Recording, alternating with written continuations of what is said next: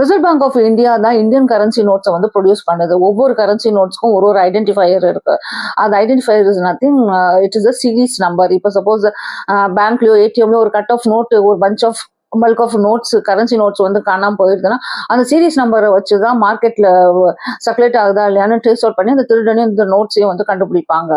மார்க்கெட்ல வந்து நிறையவே ஃபேக் நோட்ஸ் வந்து சுத்திட்டு வருது. அது எப்படி கண்டுபிடிக்கிறது, நிறைய மெத்தட்ஸ் இருக்கு. ஆனா எப்பயாவது நோட் பண்ணிருக்கீங்களா, நம்பர்ஸ் அந்த சீரீஸ் நம்பர் நடுவுல வந்து ஆஸ்ட்ரிக் மீன்ஸ் ஸ்டார் சிம்பிள் இருக்கும்.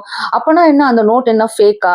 அப்படிலாம் இல்லைங்க. இதுக்கு விளக்கம் வந்து என்ன தர்றாங்கன்னா, இது வந்து ஆக்சுவலி இப்போ நோட் பிரிண்ட் அவுட் பண்ணும்போது ஏதாச்சும் தப்பு நடந்து போச்சுன்னா அந்த நோட் ஐடென்டிஃபை பண்றதுக்காண்டி அந்த சீரீஸ் நம்பர் நடுவுல வந்து அந்த ஆஸ்ட்ரிக் சிம்பிளை வந்து அச்சடிச்சிருவாங்களாம். ஸோ ஸ்டார் சிம்பிள் அல்ல அந்த ஆஸ்ட்ரிக் சிம்பிள் வச்ச நோட்ஸ் வந்துச்சுன்னா it indicates that it has been printed with an எரர்னு சொல்லிட்டு. இது இந்த நோட்ஸ்லாம் பார்த்தீங்கன்னா மோஸ்ட்லி 1000 and 100 rupeesல தான் நம்ம நிறையாவே பார்க்கலாமா. இப்போ சொல்லுங்க, நீங்க இந்த மாதிரி நோட்ஸ் உங்க லைஃப்ல எங்க எப்பயாச்சும் பார்த்துருந்தீங்கன்னா கமெண்ட்ல ஷேர் பண்ணுங்க. இந்த மாதிரி சின்ன சின்ன தகவலுக்கு என்னுடைய சேனலை சப்ஸ்கிரைப் பண்ணிக்கோங்க.